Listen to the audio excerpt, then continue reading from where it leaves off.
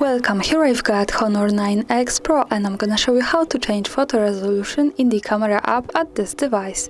So at first we have to tap on the camera button to open it, and for now we are in the standard photo mode. From here let's go to the right corner to this button. When we pick it, we can open the advanced camera settings. At the first place we have the resolution option, so when we tap on it, we can manage the aspect ratio of this camera connected with the quality in megapixels, and we can pick here, of course, the best possible quality of this camera, 48 megapixels, into options. And now let me focus on aspect ratio, because this is the difference we can see by our eyes in the camera app. So we are in 4:3 ratio, let's pick 1:1, and let's go back to the camera. And as you can see now, the background has changed to the square one, so this is how it works.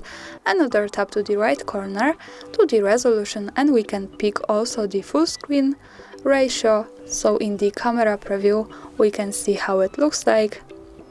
So this is the full camera frame, and of course when we pick the right corner button once again and the resolution, we can easily go back to 4:3 with different quality here. And to remind you, this is how it looks like. And that's all, thanks for watching, subscribe our channel and leave the thumbs up.